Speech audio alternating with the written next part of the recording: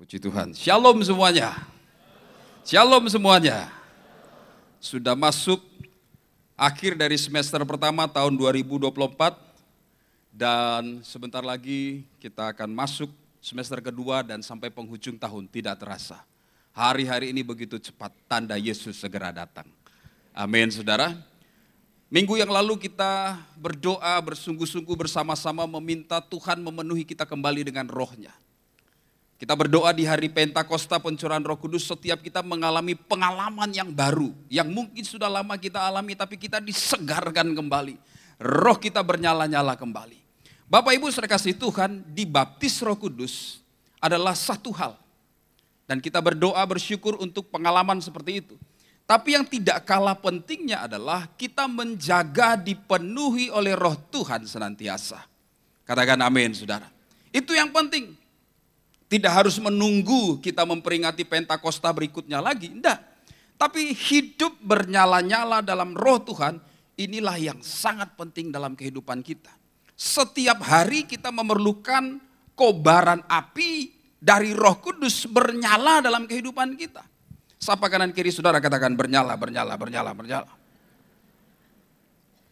Saudara kasih Tuhan. Sebab itu kita terus perlu berdoa kepada Tuhan secara pribadi, secara korporat, meminta roh Tuhan penuhi setiap kami, agar roh kita senantiasa bernyala-nyala. Mengapa roh kita perlu bernyala-nyala saudara? Kenapa api di dalam hati ini untuk Tuhan harus terus bernyala-nyala dalam kehidupan kita? Karena si jahat akan mencoba menjatuhkan anak-anak Tuhan. Si jahat akan mencoba menjatuhkan hamba-hamba Tuhan dengan api yang lain. Dia akan menyodorkan api yang lain untuk membuat anak-anak Tuhan jatuh. Kalau roh kita tidak bernyala-nyala, kita tidak menjadi peka kepada kehendak Tuhan, maka iblis akan tawarkan api asing yang membuat saudara menjadi menyimpang nyalanya. Saudara tetap memiliki semangat, saudara tetap memiliki passion, tapi tidak untuk Tuhan lagi. Saudara memiliki kesenangan sendiri, saudara memiliki kegemaran sendiri yang membuat hati saudara berkobar-kobar tapi yang bukan dari Tuhan. Iblis akan menyodorkan api yang lain, nyala yang lain untuk menjatuhkan anak-anak Tuhan. Saudara kasih Tuhan, sebab itu kita perlu bernyala-nyala setiap saat.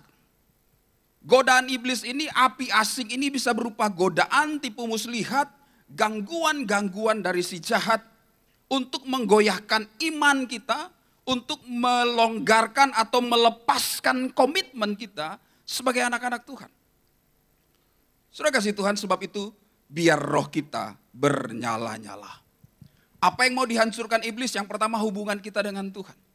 Apa yang bisa dihancurkan iblis adalah hubungan kita dengan keluarga. Pernikahan kita, ayah ibu, keluarga besar, sahabat-sahabat kita.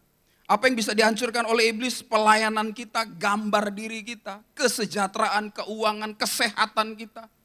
Ini pekerjaan-pekerjaan yang coba ya dilepaskan oleh si jahat untuk menjatuhkan anak-anak Tuhan. Tetapi kalau roh kita bernyala-nyala saudara, maka kita akan tetap kuat. Katakan amin saudara. Orang yang bersemangat, kata Amsal, ia dapat menanggung penderitaannya. Kenapa Roh Kudus dicurahkan? Karena Tuhan tahu kita perlu pertolongan, kita perlu kekuatan, kita perlu kuasa dalam kehidupan kita. Sebab itu Roh Kudus ditinggalkan bagi setiap kita. Supaya gereja Tuhan hari-hari ini ketika menghadapi tantangan, menghadapi cobaan, menghadapi rintangan, mereka tetap kuat dan keluar jadi pemenang. Di akhir zaman ini iblis akan menggencarkan serangan yang lebih hebat lagi. Sebab itu roh kita harus terus bernyala-nyala. Yang setuju katakan amin saudara. Dalam Roma pasal yang ke-12. Roma pasal yang ke-12. Bisa dibantu di monitor juga. Ayat yang ke-11 firman Tuhan berkata demikian. Sama-sama kita baca yuk. 3, 2, 1. Janganlah hendaknya kerajinanmu kendor, biarlah rohmu bernyala-nyala. Katakan amin. Sekali lagi, 3, 2, 1. Janganlah hendaknya kerajinanmu kendor, biarlah rohmu bernyala-nyala dan layanilah Tuhan. Ada berapa banyak yang mau melayani Tuhan? Haleluya. Tapi kita melayani dengan roh yang bernyala-nyala. Saudara kasih Tuhan, pengertian dari maksud yang kita baca tadi saudara. Roh yang bernyala-nyala itu adalah sebuah keinginan yang membara. Bukan hanya sekedar mau ala kadarnya, enggak. Sekali kita jalan, sekali kita mau terlibat dalam pelayanan, kita lakukan dengan semangat yang membara. Katakan amin saudara. Dikatakan kemudian keinginan yang sangat kuat. Apakah kita memiliki keinginan yang sangat kuat untuk mengasihi Tuhan? Apakah kita memiliki keinginan yang sangat kuat untuk memuji Tuhan, untuk menyembah Tuhan? Kemudian saudara dikatakan keinginan yang sungguh-sungguh, semangat yang berkobar-kobar, semangat 45 nih. Atau antusiasme yang menyenangkan untuk menyenangkan Tuhan, untuk melakukan kehendak Tuhan dan untuk memuliakan Tuhan dengan cara apapun juga. Ini roh yang bernyala-nyala saudara. Kita perlu yang seperti ini di akhir zaman, katakan amin. Karena kenapa? Iblis seperti singa yang mengaum-ngaum mencari orang yang bisa ditelannya. Dia mencari nih, siapa yang lagi tidak bernyala-nyala. Siapa yang lagi pudar dan padam saudara, dia telan. Tapi kalau kita bernyala-nyala saudara. Apa itu bernyala-nyala? Memiliki keinginan yang kuat. Kemauan yang keras. Kesungguhan yang penuh untuk mengikuti Tuhan. Maka kita akan diberikan kekuatan yang luar biasa. Menghancurkan setiap siasat-siasat si jahat. Yang setuju katakan amin.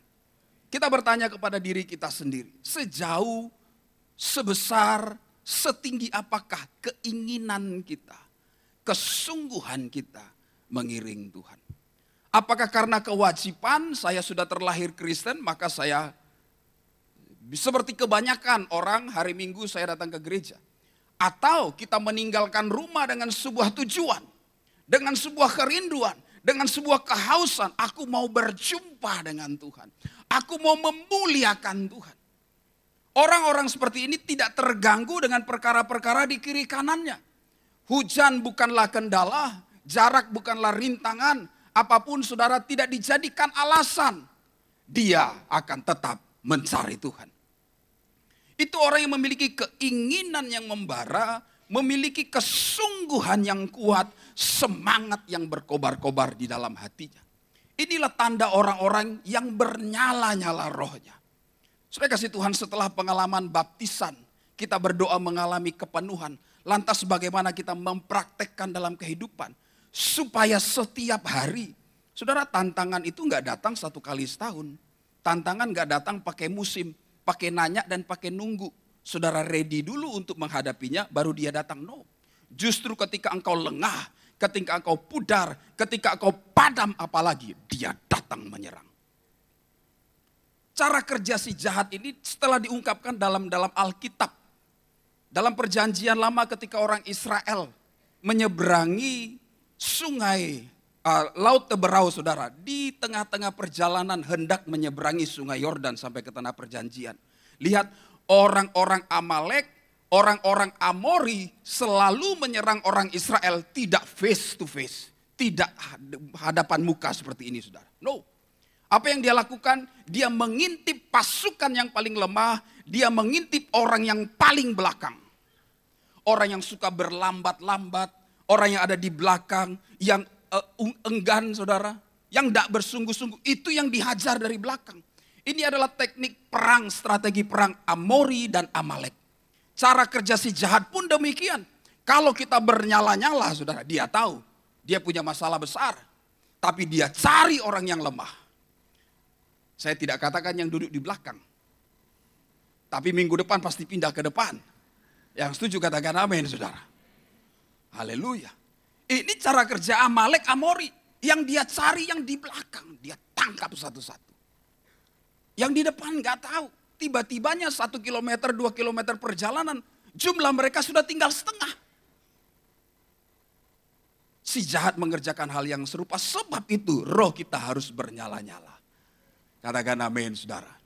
Pergi ke gereja dengan bersemangat. Haleluya, sejak dari rumah sudah disiapkan segala sesuatu. Seperti anak muda yang lagi jatuh cinta. Dia sudah janjian mau ngedate. Dia mau sudah janjian, mau ketemu, mau wakuncar. Waktu kunjung, dia sudah siapkan 7 hari sebelumnya. Setidaknya dia sudah siapkan 1 hari sebelumnya. Dia pikir-pikir dia mau pakai pakaian apa. Dia lihat dulu semua lemarinya. Dia hitung ada 14 setel. Tapi setelah dibuka-buka nggak ada yang cocok. Ya. Temannya bertanya, kamu udah siap belum? Saya nggak ada pakaian. 14. Tapi nggak ada pakaian. Dan 4 yang sedang dalam perjalanan, saudara. Yang baru dipesan. Belum tentu termasuk pakaian yang diperhitungkan. Dia berdandan, dia berkaca, dia berputar 360 derajat. Dia berganti, habis waktunya. Kira-kira berapa lama? 2 jam? 4 jam? Siapa yang setuju 6 jam? Haleluya. That's okay. Ini menunjukkan betapa hatinya begitu mengasihi. Betapa hatinya mau mempersiapkan sesuatu yang terbaik. Sehingga ketika pacarnya melihat dari balik pintu. Setelah pintu dibuka, saudara. Dia memberikan pujian. Wow. Bukankah itu yang diharapkan, saudara, dengan semua persiapan ini? Bagaimana dengan hati kita ketika menghadap Tuhan? Atau kita datang ala kadarnya. Tadinya tidak bermaksud ke sini. Mau sarapan aja, tapi pas waktunya belok sini sedikit lah. Tengok nanti lagunya kalau cocok, khotbahnya kalau kepanjangan, tengah ibadah pulang aja dulu. Yang penting sudah absen. Oh, ini ciri-ciri orang yang tidak bernyala-nyala, tapi tidak ada di sini. Sedih semuanya bersemangat, haleluya. Pulang sampai doa berkat, haleluya. Coba nanti kita lihat, pasti terjadi. Amin, saudara. Itu ciri orang yang bernyala-nyala. Manusia pada dasarnya diciptakan dengan sebuah semangat, passion dalam hatinya. Ini yang kita harus kobarkan terus-menerus dalam kehidupan setiap kita. Dan jangan biarkan semangat, antusias kita itu menjadi padam. Rahasia memiliki semangat sederhana, ambil dari kata entusias, entheos, di dalam Tuhan. Semangat sejati hanya terjadi menghadapi apapun kalau kita hidup senantiasa di dalam Tuhan. Katakan amin, saudara. Katakan amin, saudara. Hanya karena KTP kita Kristen belum tentu kita hidup di dalam Tuhan. KTP satu hal, hidup di dalam Tuhan hal yang lain. Hidup di dalam Tuhan adalah kesungguhan setiap hari. Komitmen setiap hari untuk berjalan sesuai dengan kehendak Tuhan. Katakan amin, saudara. Itu hidup di dalam Tuhan. Barang siapa berkata dia hidup di dalam Tuhan, dia wajib hidup sama seperti Kristus telah hidup. Wow. Apakah aku sudah hidup sama seperti Kristus telah hidup? Itu dia hidup di dalam Tuhan, saudara. Dan jangan khawatir, bukan karena kuat dan bukan karena gagah kita. Kemampuan kita tidak seberapa. Manusia menginginkan perkara-perkara lahiriah. Tapi ketika kita dipenuhi oleh roh Tuhan. Dan roh kita bernyala-nyala. Zakaria berkata, bukan kuat, bukan gagah. Tapi roh Tuhan memampukan setiap kita. Kita berikan tepuk tangan buat Tuhan Yesus. Maka kita dapat simpulkan, saudara, bahwa Tuhan ingin agar kita menjalani hidup dengan passion. Dengan penuh semangat. Beribadah penuh dengan semangat. Kalau saudara setuju katakan amin. Memuji Tuhan dengan penuh semangat. Melayani Tuhan dengan penuh semangat. Menjadi berkat bagi orang dengan penuh semangat. Mengasihi musuhmu dengan penuh semangat. Katakan amin, saudara. Ini dia. Melakukan segala sesuatu dengan penuh semangat. Aktif dalam pelayanan. Saudara kasih Tuhan, orang yang bersemangat selalu menemukan cara untuk bisa melayani. Itu orang yang penuh semangat. Ini kan sudah dipenuhi Roh Kudus nih. Ya kan? Kita bicara what next. Apa yang harus kita perhatikan setelah kita berdoa dipenuhi oleh Roh Kudus. Saya kembali, saudara, orang yang bersemangat selalu menemukan cara untuk melayani Tuhan. Tapi orang yang kehilangan api, dia akan selalu menemukan alasan untuk tidak melayani. Saya ulangi, saudara, orang yang bersemangat akan selalu menemukan cara untuk melayani Tuhan. Tapi kalau kita kehilangan api, kita akan menemukan alasan untuk tidak melayani. Sebab itu mari roh kita senantiasa bernyala-nyala. Katakan amin, saudara. Orang yang bernyala-nyala dapat mengatasi kemalasan, sikap apatis.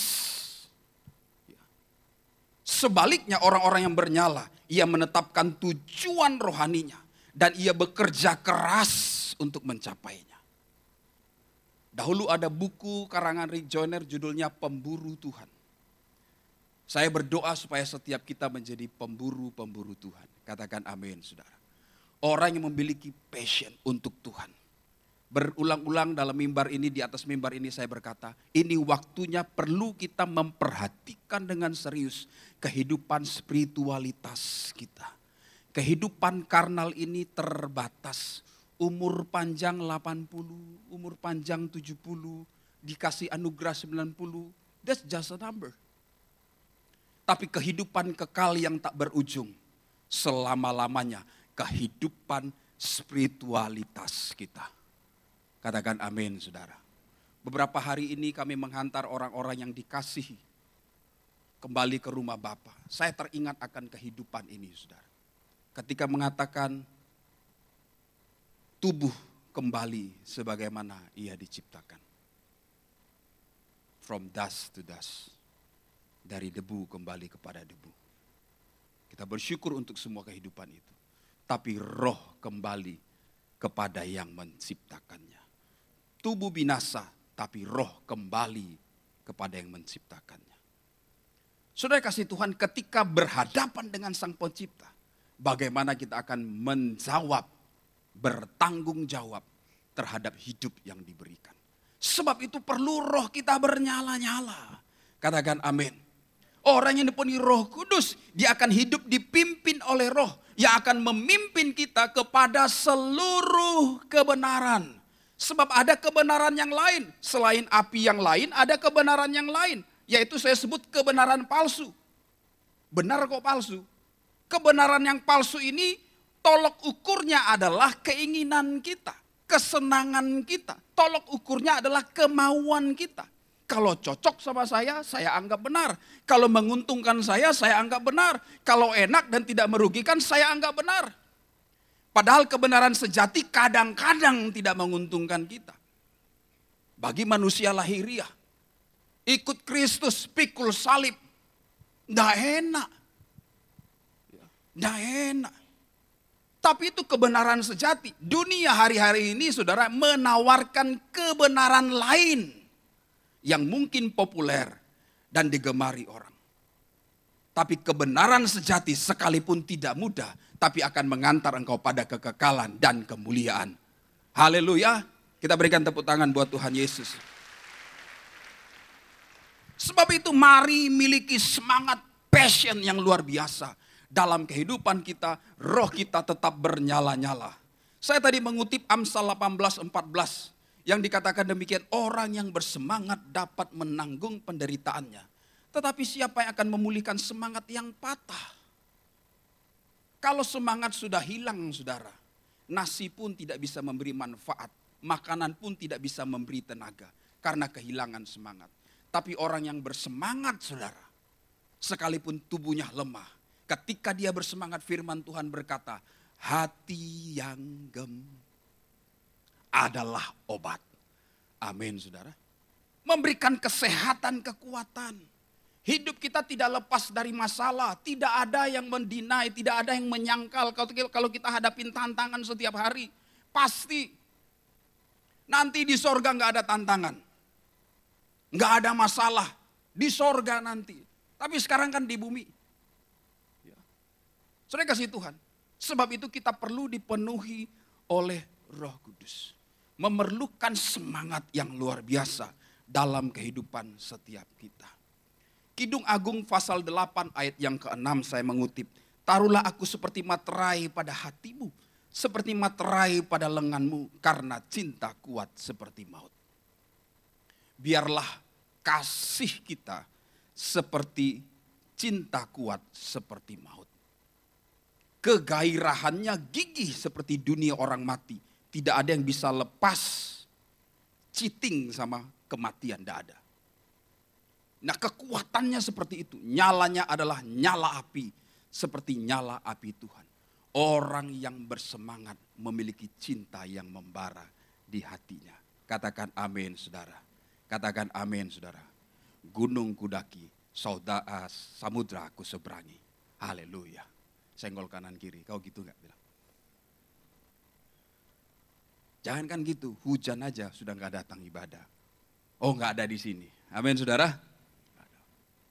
Orang yang bersemangat selalu menemukan cara untuk datang kepada Tuhan Yesus. Saudara, semangat atau passion dalam bahasa Inggris, Kolose pasal 3 menerjemahkan dengan kata demikian. Ayat 23. Apapun juga yang kamu perbuat. Sama-sama baca yuk, 3, 2, 1. Apapun juga yang kamu perbuat. Perbuatlah dengan segenap hatimu seperti untuk Tuhan dan bukan untuk manusia. Orang yang memiliki semangat, memiliki sikap seperti ini. Apapun yang dia kerjakan, baik hubungan pribadinya dengan Tuhan, baik pelayanannya, baik pekerjaannya, perannya dalam keluarga, sebagai anak-anak, sebagai anak sekolah, sebagai mahasiswa, sebagai karyawan, sebagai pimpinan, dia lakukan segala sesuatu seperti untuk Tuhan. Orang yang melakukan segala sesuatu seperti untuk Tuhan, dilihat atau tidak dilihat, dia memiliki konsistensi yang sama. Katakan amin saudara. Anak-anak Tuhan harus punya mentalitas seperti ini. Di dalam kehidupan kita, Tuhan menaruh anugerah dan kehormatan supaya orang dapat melihat Kristus hari ini lewat kehidupan kita. Kita adalah surat Kristus yang terbuka. Orang mencela, orang memuji Kristus, itu sangat tergantung dengan kehidupan gereja hari ini. Seorang tokoh besar dari agama tertentu pernah berkata demikian saudara. Kristus aku kagumi, tapi menjadi orang Kristen tunggu dulu karena melihat kehidupan mereka. Tapi itu dahulu. Hari ini saya percaya setiap anak-anak Tuhan, kita mau menyelesaikan amanat agung. Katakan amin. Katakan amin saudara. Ketika kehidupan kita memiliki passion untuk Tuhan, kesungguhan, kobar, cinta kasih yang bersemangat. Saya percaya Kota Batam, Indonesia dituai untuk Tuhan Yesus. Yang setuju kita berikan tepuk tangan buat Tuhan Yesus. Sebab itu lakukan segala sesuatu seperti untuk Tuhan. Melayani seperti untuk Tuhan. Bukan karena ada tuntutan, bukan karena ada kewajiban, bukan karena ada rekomitmen. Amin saudara. Tapi kita lakukan dengan sungguh-sungguh seperti untuk Tuhan. Syarat korban di atas mezbah adalah binatang yang paling baik, yang sulung dan tidak boleh cacat. Itu syarat korban di atas mezbah. Nah kalau kita melakukan segala sesuatu, kita standarnya seperti itu. Tidak kurang dari yang terbaik. Anak sekolah mengerjakan bagiannya, belajar, berusaha sekuat tenaga untuk Tuhan. Mahasiswa melakukan tugasnya. Karyawan bekerja dengan semangat. Jangan terganggu dengan pikiran ngapain kamu sungguh-sungguh, dia yang kaya. Kamu gak kaya-kaya. Ya. Dia yang kaya, kamu kehilangan daya. Ya. Ini kan kalimat-kalimat yang kayaknya benar juga ya. Benar juga, cocok nih kayaknya. Ya, 5 menit sebelum tank dia udah jalan dulu keluar dari kantor. Karena pas di situ cekreknya biar pas 4 cekrek pas pulang tepat waktu. Ya. Tapi anak-anak Tuhan melakukan sesuatu beyond expectation, sesuatu di atas rata-rata, beyond average. Untuk apa kita lakukan? Untuk Tuhan. Amin saudara. Dan Tuhan berjanji orang yang bersungguh-sungguh seperti ini, Tuhan yang akan memberkati setiap mereka. Haleluya. Haleluya. Ya. Tesis saya yang dulu saudara, ya, tesis S2, saya punya penelitian hubungan disiplin rohani ya, terhadap kesejahteraan jemaat dengan intervening variabel etos kerja Kristen. Disiplin rohani satu hal, memberi pengaruh berapa persen terhadap kesejahteraan. Tapi dengan intervening variabel etos kerja Kristen, disiplin rohani dan semangat, itu memiliki pengaruh yang sangat besar. Amin, saudara. Ini yang kita harus pahami ketika Tuhan berkata, ketika kau bersungguh-sungguh hati melakukan firman Tuhan. Bukan berarti kehidupan kita hanya di ruangan tertutup and do nothing, no. Tapi kita harus mengejawantahkan, kita harus implementasikan, kita harus daratkan firman Tuhan ini dalam bentuk yang konkret, saudara. Setelah dipenuhi Roh Kudus, kita punya tanggung jawab, punya buah-buah roh. Haleluya. Di dalam ruangan ini kita berkata-kata dalam bahasa roh, membangun manusia roh kita. Di luar sana ketemu dengan teman, enggak bahasa roh. Bahasa roh enggak ketemu teman. Oh rabasi gerebiana, nah rabara. Ketemu pimpinan begitu. Bos, oh rabara begitu. Enggak begitu, saudara. Enggak begitu. Apa yang mereka lihat kalau tandanya kita dipenuhi Roh Kudus, saudara? Dari ucapan kita. Dari pekerjaan kita. Dari sikap kita. Dari respon kita. Dari attitude kita. Dari etos kita. Dari daya tahan kita. Dan mereka memuliakan Tuhan. Katakan amin, saudara. Kita berdoa supaya setiap kita memiliki semangat, passion yang sama. Apapun juga yang kamu lakukan, perbuatlah dengan segenap hatimu. Tidak kurang dari yang terbaik, seperti untuk Tuhan. Kalau kita melihat bekerja adalah ibadah. Wow. Kita melakukan segala sesuatu dengan bersungguh-sungguh hati. Saya percaya, saudara kasih Tuhan, akan tiba waktunya. Orang-orang seperti ini diberkati oleh Tuhan. Orang akan memperhatikan saudara. Apa yang saudara lakukan akan memberi dampak buat orang-orang di sekitar saudara. Pimpinan saudara, otoritas di atas saudara akan memperhatikan. Tapi engkau melakukan dengan sukacita. Bukan saja engkau diberkati untuk zaman sekarang. Tapi engkau sedang mempersiapkan, saya pinjam kata tabungan iman untuk kekekalan. Katakan amin, saudara. Sebab orang yang bersungguh-sungguh hati, Tuhan katakan Tuhan akan berikan mahkota kehidupan kepada setiap mereka. Di sorga nanti ketika Tuhan mengangkat kita, Tuhan akan berikan mahkota kepada kita. Orang yang bersungguh-sungguh hati mendapatkan mahkota kemuliaan. Mahkota sukacita, mahkota kehidupan. Saya berdoa, keinginan kita bukan hanya sekedar masuk sorga, tapi kita mau menerima mahkota kemuliaan. Haleluya. Bersungguh-sungguh hati. Tuhan tahu di bumi kita menghadapi tantangan, makanya Roh Kudus dicurahkan atas setiap kita. Saudara kasih Tuhan, sayangnya saudara, kita sering sekali dalam kehidupan kita tidak mengandalkan Tuhan. Kita tidak mengandalkan Roh Kudus dalam kehidupan kita. Tapi kita justru mengandalkan kekuatan kita. Ya. Orang yang hidup dengan segenap hati, dia mengandalkan Tuhan di dalam segala sesuatu. Amsal pasal yang ketiga, ayat ke-5 sampai ke-6 berkata demikian. Percayalah kepada Tuhan dengan segenap hatimu, jangan setengah hati. Dan janganlah bersandar kepada pengertianmu sendiri. Akuilah dia dalam segala lakumu, maka ia akan meluruskan jalanmu. Kalau hari-hari ini jalan saudara terasa berbelok-belok, promosi berbelok-belok, ya, proposal, ya, proyek hanya dari meja ke meja berbelok-belok, ya, karir berbelok-belok, kontrak setahun, break 2 bulan, kontrak setahun, berbelok-belok, mari andalkan Tuhan. Tuhan akan luruskan jalanmu. Katakan amin, saudara. Andalkan Tuhan. Ya. Kalau hidup asmaramu, anak-anak muda berbelok-belok. Karena kenapa? Ngandalin pikiran. Wah aku bisa kok. Ya. Ujung-ujungnya apa? Ditinggal kan? Ya. Andalin Tuhan, pakai jalur langit. Sekali datang langsung jadi. Haleluya. Itu dia. Ya, untuk urusan itu minta orang dalam lah. Amin, saudara.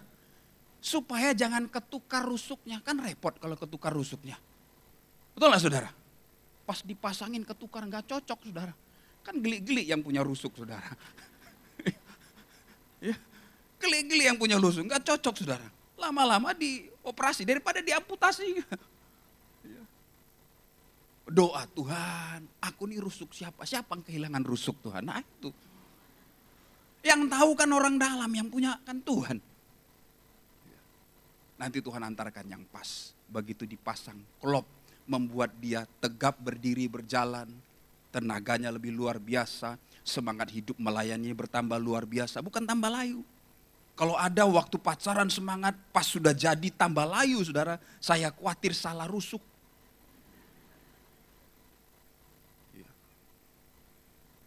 Salah rusuk kan repot. Tapi kalau pas penyangga hati. Haleluya. Rusuk ini saudara, ya, dekat di hati, dijaganya, setara dengan dia, dihargainya. Amin saudara. Itu dia. Ya. Haleluya. Kok sampai ke situ tadi? Apa ceritanya tadi itu? Jangan ngandalin pikiran. Ya. Pokoknya Tuhan siapapun. Oh haleluya. Ya. Jangan andalin pikiran. Tapi pakai jalur langit. Haleluya. Kita berikan tepuk tangan buat Tuhan. Steve Jobs berkata demikian, do what you love. People with passion can change the world for the better. Saudara, saya menambahkan, do what you love and love what you do. Ya. Ini bukan kutipan firman, tapi ini seperti ungkapan yang memiliki nilai yang sama. Ya. Lakukan segala sesuatu, cintai apa yang saudara kerjakan. Masalah kita adalah kita selalu berpikir apa yang orang kerjakan lebih baik dari yang kita kerjakan. Kita hidup dalam halusinasi overdosis. Ya. Andaikan saya seperti itu. Andaikan saya seperti itu. Saudara, kalau saudara bos semua, siapa yang kerja? Betul nggak saudara? Kan? Andaikan saya seperti itu. Ya. Andaikan saya.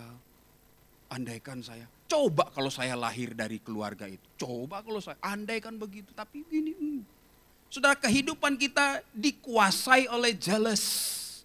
Oleh rasa cemburu, rasa iri. Berpikir andai kata kehidupan saudara seperti kehidupan orang lain, mungkin engkau akan lebih beruntung. Andai kata aku dilahirkan dari keluarga itu dan bukan keluarga ini, mungkin aku akan lebih beruntung. Tapi sekarang nasibnya. No. Kebanyakan kita berpikir seperti itu. Tapi kalau kita memahami apa yang firman Tuhan katakan, saudara. Apa yang Tuhan sudah taruh tidak ada yang kebetulan. Katakan amin. Tidak ada yang kebetulan. Saudara mengerti Daud? Daud adalah orang yang sederhana. Apa yang ada di tangannya? Dia hanya punya 5 batu halus dan ali-ali. Ali-ali atau katapel saudara. Tapi apa yang di tangannya itulah menjadi jembatan dan jalan raya mengantar dia menduduki istana raja. Kita berpikir dengan 5 batu ini, apa ini? Harusnya kan pedang panjang, perisai yang kuat, baju jira yang gagah, yang tahan pedang. Harusnya aku seperti itu, aku akan menang tempur. Kita mengabaikan apa yang di tangan kita. What is in your hand? Apa yang tersisa adalah kekuatan. Katakan amin saudara. Nggak usah iri kalau rumput tetangga lebih hijau. Ya. Nggak usah berpikir seperti itu. Berandai-andai. Jangan hidup dalam halusinasi. Sapa kanan kiri katakan jangan halu. Bangun. Jangan tidur terlalu miring. Amin saudara. Perhatikan. Ya. Apa yang ada di tangan kita. Cintai apa yang kita kerjakan. Pelayanan kita. Ya. Dengan semangat dan disiplin. Saya berdoa, saya percaya. Tuhan akan menambahkan. Matius 6:33. Carilah dahulu kerajaan Allah. Maka semuanya akan apa? Ditambahkan. Makna ditambahkan ngerti nggak saudara? Dari zero, dari nihil atau dari sesuatu yang ada? Sesuatu yang ada, bukan soal apa yang ada. Bukan soal maksud saya, saudara, oh ini orang tuh besar, saya kecil. No, kalau engkau kembangkan, Tuhan lipat gandakan. Haleluya, itu dia. Ingat, Catatannya, hidup dengan Tuhan. Kalau kita melakukan dengan segenap hati, roh kita bernyala-nyala, hidupmu akan lebih baik. Kerohanianmu akan lebih baik. Karirmu bisa lebih baik. Yang amin Tuhan genapi dalam kehidupannya. Kesejahteraanmu bisa lebih baik. Keuanganmu lebih baik. Masa depanmu lebih baik. Pernikahanmu lebih baik. Kalau kita lakukan segala sesuatu dengan segenap hati. Kata kuncinya dengan Tuhan. Bersama dengan Tuhan. Apapun yang ada di tanganmu adalah senjata yang ampuh untuk meruntuhkan benteng-benteng musuh. Haleluya. Coba lihat telapak tangannya. Kita bukan sedang melihat nasib, bukan. Ya. Engkau ingat apa yang kau sedang kerjakan hari ini? Engkau ingat apa yang kau kerjakan hari ini? Saudara genggam, katakan begini. Ini senjata yang ampuh untuk menghancurkan musuh-musuhku. Daud pernah ditawarin senjatanya Saul. Pinjam apa? Pinjam propertinya orang. Pinjam karunianya orang. Pinjam panggilannya orang. Apa yang jadi saudara? Enggak gerak dia. Dia pikir andai kata saya di situ saya pasti bisa. Oh, enggak gerak. Enggak jadi. Ketika dia lepaskan, dia gunakan apa yang sudah Tuhan taruh yang ada di tangannya. Itu yang membawa dia duduk di istana raja. Haleluya. Haleluya. Lihat kembali tangan saudara. Ternyata apa yang aku kerjakan sekarang adalah dahsyat. Amin saudara. Bersama dengan Tuhan aku cakap melakukan segala perkara. Bagi saudara yang berdagang minggu ini closing. Haleluya. Yang usaha berlipat kali ganda. Haleluya. Yang lagi punya hubungan spesial jadi sampai ke pelaminan. Haleluya. Dengan yang seiman. Haleluya. Itu. Kerjakan. Jangan berpikir, oh andai kata saya dengan Lee Min Ho, hidup saya akan bahagia. Ya kan? Sampai segitunya. No, yang ada sekarang. Coba lihat yang ada sekarang. Engkau akan diberkati oleh Tuhan. Yang setuju katakan amin. Haleluya. Oke, jangan inginkan yang lain. Haleluya. Saudara kasih Tuhan, Matius 22, 36, 38, suatu kali murid-muridnya bertanya kepada guru. Guru, hukum manakah yang terutama dalam hukum Taurat? Jawab Yesus kepadanya, kasihilah Tuhan Allahmu dengan segenap hatimu dan dengan segenap jiwamu dan dengan segenap akal budimu. Itulah hukum yang terutama dan yang pertama. Ada kasih, katakan amin saudara, tapi harus dimiliki, dikerjakan, dilakukan dengan apa? Segenap. Masalahnya kita tanggung punyanya. Pegangnya enggak kuat. Ya. Wahyu katakan suam-suam kuku, panas tidak, dingin tidak. Ini suam-suam kuku itu seperti apa? Saudara, suam-suam kuku itu sama seperti orang ada tapi tidak ada. Ya. Ada tapi tidak buat apa-apa. Ya. Ada tapi tidak bersemangat. Orang suam-suam kuku itu kurang motivasi. Karena kenapa? Dia tidak tahu tujuannya apa. Karena dia ada, pengen aja. Ya. Supaya adalah nggak enak kalau nggak ada. Adalah nggak enak kalau nggak ikut. Ya. Tanggung saudara. Tapi kalau punya passion, dia lakukan dengan segenap hati. Orang suam-suam kuku nggak konsisten, moody. Kadang iya, kadang tidak. Kadang iya, kadang tidak. Tapi di tempat ini semuanya kita pulang dari tempat ini bernyala-nyala. Haleluya.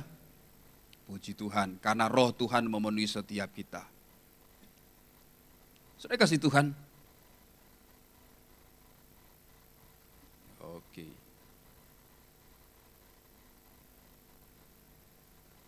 Dengan segenap hati. Ciri-ciri orang yang mengasihi Tuhan dengan segenap hati. Roh yang bernyala-nyala. Yaitu yang pertama mereka mencari Tuhan dengan antusias. mereka mengasihi Tuhan, mereka melayani Tuhan, mereka mempercayai Tuhan dengan antusias, dengan segenap hati mereka. Yang mau katakan amin. Roma 12 ayat yang ke-11 yang kita baca tadi berkata demikian, janganlah hendaknya kerajaanmu kendor, tapi apa? Biarlah. Kata biar ini saudara, bagaimana roh kita bernyala-nyala, ndak otomatis. Ya, ndak otomatis saudara. Dengan duduk-duduk saja ndak. Kita harus menentukan pilihan. Kita harus menunjukkan sebuah pilihan. Diperlukan disiplin untuk menjaga atau memelihara agar roh kita tetap bernyala-nyala. Biarlah rohmu ini menunjukkan tindakan dari setiap kita untuk memutuskan supaya kita menjaga api ini terus bernyala-nyala. Dibutuhkan disiplin. Haleluya. Saya kasih Tuhan disiplin. Disiplin apa yang kita perlu miliki dalam kehidupan kita? Yang pertama disiplin internal. Kemudian yang kedua disiplin eksternal. Dan disiplin komunal. Ini yang kita harus miliki dalam kehidupan kita. Saya mengutip dalam sebuah artikel, sebuah survei ya, yang dilaksanakan oleh Gallup, lembaga survei terkenal.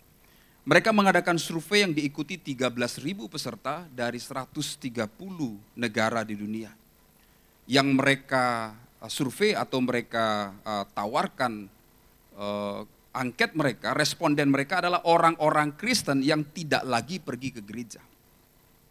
Ada sejumlah pertanyaan dalam survei tersebut dan salah satu pertanyaannya adalah apa yang perlu diperbaiki agar Anda mau kembali beribadah di gereja?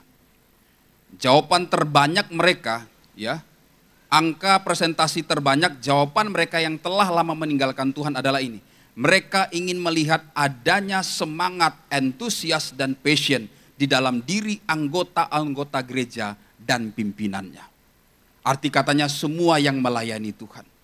Saudara, ternyata porsi terbesar alasan orang meninggalkan gereja menurut survei Gallup ini saudara, karena melihat anggota gereja, pelayan-pelayan gereja kehilangan semangat, kehilangan gairah, kehilangan api.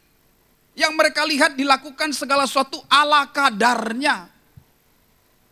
Ini survei yang dilakukan oleh Gallup, 13.000 peserta dari 130 negara, saudara. Hari ini saya berdoa supaya kita dipenuhi oleh roh Tuhan, katakan amin saudara. Supaya kita kembali bersemangat.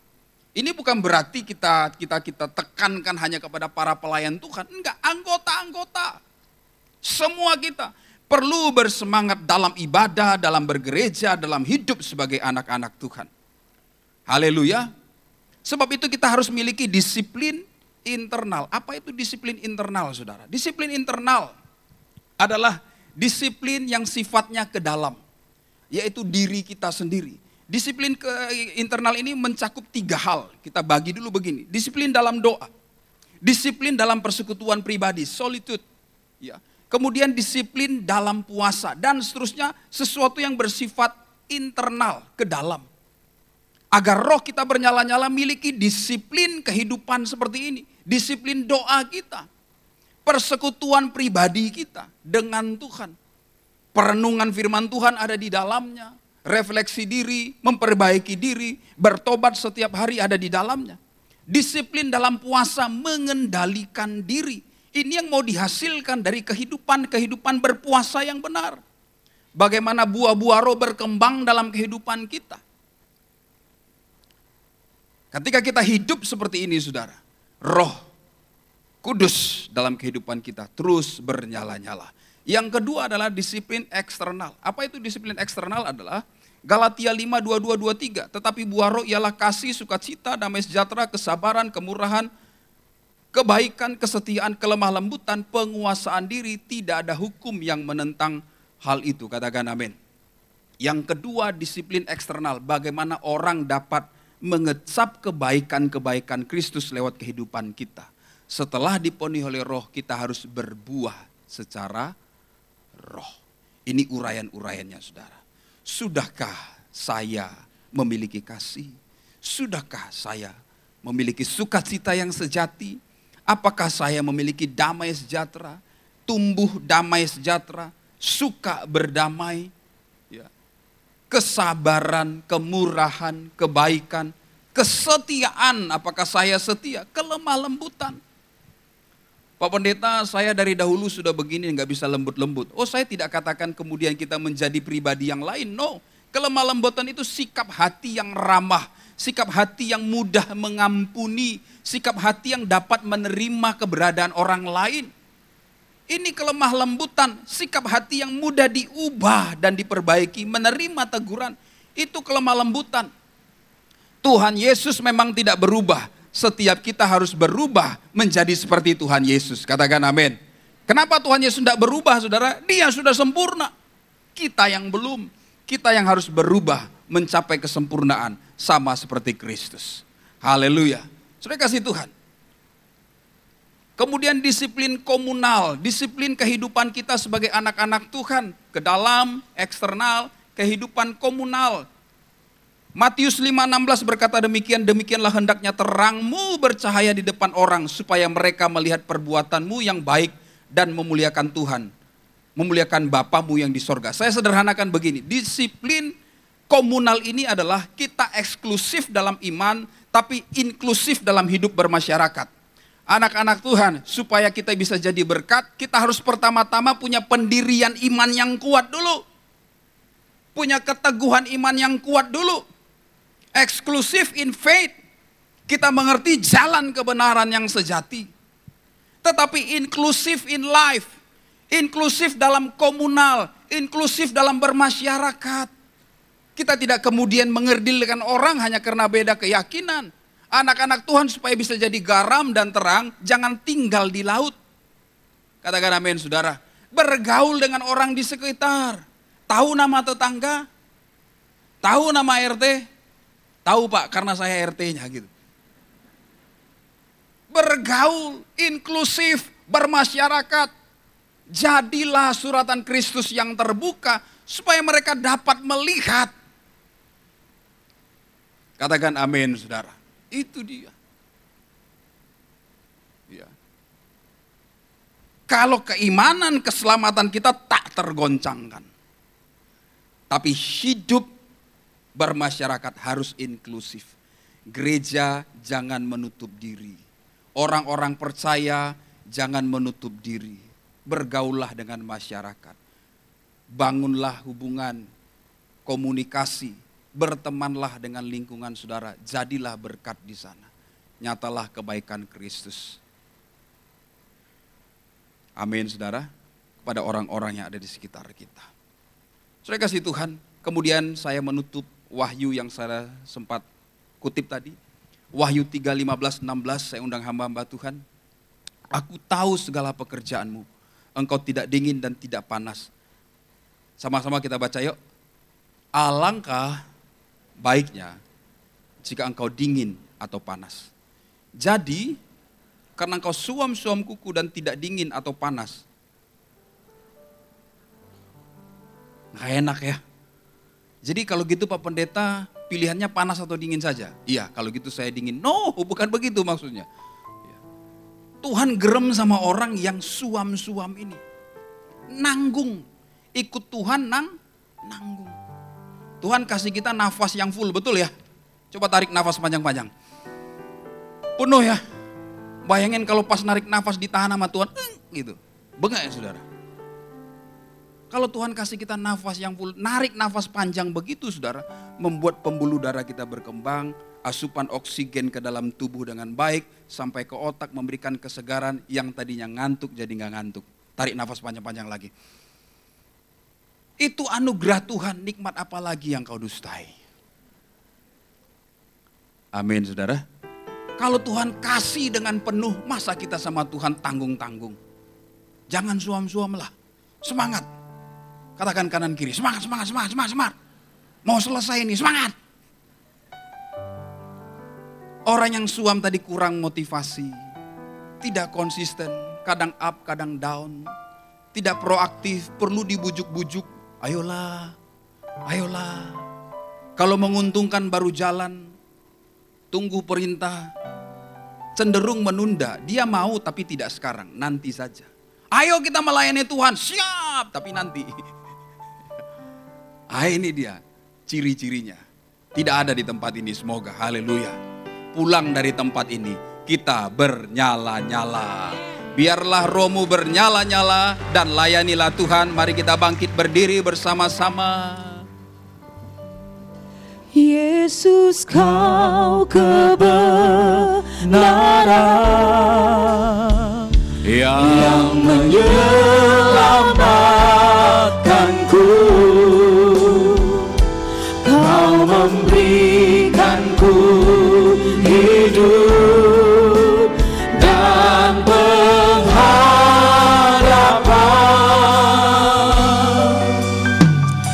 Ku ikut kehendak-Mu. Amin Tuhan. Ku perlu anugerah-Mu. Ku nyatakan janji kami nyatakan kepada Tuhan. Mari nyatakan janji kita kepada Tuhan. Oh, kalau ku hidup bagimu, hatiku tetap menyembah-Mu. Dunia tak bisa menjauhkanku dari kasih-Mu. Selama ku hidup bagimu, mataku tetap memandang-Mu. Dunia tak bisa menjauhkanku dari kasih-Mu. mari kita sembah Dia. Oh, Dia baralabaya sandiri biaralama. Tidak ada apapun yang akan memisahkan kami dari kasih-Mu Tuhan. Tidak penganiayaan, tidak pula penderitaan, tidak pula kesakitan. Kami akan mengikuti Engkau dengan segenap hati, melayani Engkau dengan segenap hati, mengiring Engkau dengan hati yang bernyala-nyala. Oh, ya baralabaya sando. Sebab itu penuhi kami setiap hari Tuhan. Penuhi kami setiap hari dengan Roh-Mu. Haleluya. Syakaralabaya lalalabaralalalabo. Oh, ini janji yang kami nyatakan Tuhan. Kalau ku hidup bagimu, hatiku tetap menyembah-Mu. Dunia tak bisa menjauhkanku dari kasih-Mu. Selama ku hidup, ya Tuhan, ku hidup kami hidup bagimu hanya oleh anugerah-Mu. Pandangan kami tertuju kepadamu, dan dunia tak akan bisa pisahkan dari kasih-Mu. Dunia tak bisa menjauhkanku dari kasih-Mu. Dunia tak bisa menjauhkanku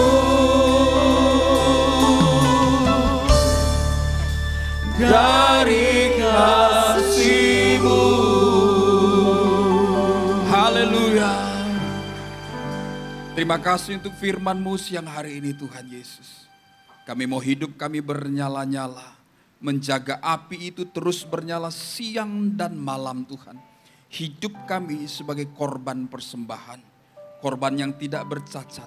Kami lakukan segala sesuatu seperti untuk Tuhan. Roh-Mu memampukan kami, bukan oleh kekuatan dan gagah kami, tapi semua karena Roh Tuhan. Terima kasih Tuhan Yesus. Kami bersyukur dalam nama Tuhan Yesus. Haleluya. Amin. Amin. Yes. Yes. Silakan duduk Bapak Ibu.